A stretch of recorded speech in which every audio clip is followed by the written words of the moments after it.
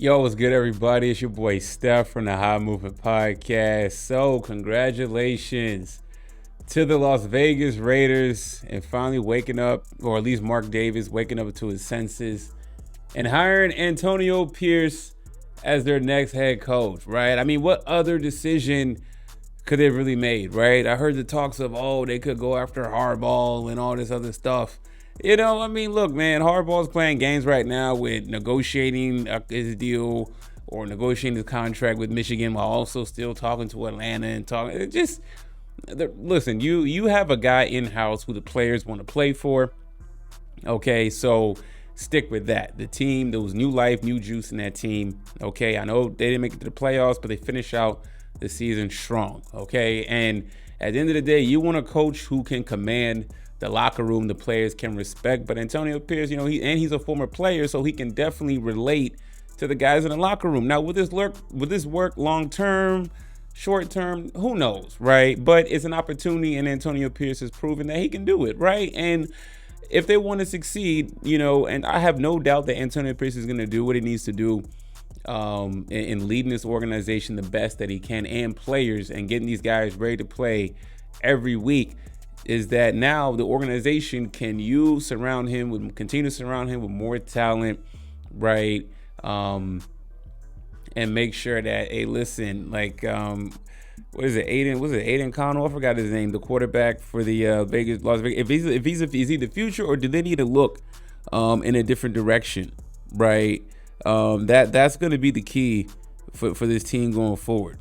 Okay, so at the end of the day, it was smart. Yeah, it was Aiden O'Connell. So, look, it was smart to keep him in. Don't get emotional, and all these potential coaches out there and coordinators out there. I know it's alluring, right? But it's not a lock that you can get them, and it's not a lock that they can control the locker room the way that it needs to be controlled, right? And it seems like Antonio Pierce has that control because the players are willingly to allow him to control, right? Antonio Pierce, he don't come across, as he comes across as a no nonsense kind of guy, but also respects the players, right? So that's a very unique dynamic, right? Almost like a Mike Tomlin kind of, in a way, a different version of Mike Tomlin, but very similar, right?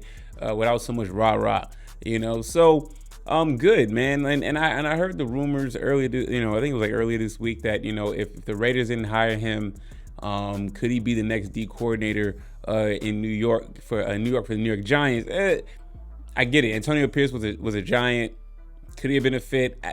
With Brian Daboll, you see what happened with the previous coordinator in Wink Martindale, and now Kafka, the offensive coordinator. There's rumblings that he wants to leave, possibly. So there's all kinds of dysfunction going on with Brian Daboll in the New York Giants. Right now, consider where the Raiders at currently. There's no dysfunction.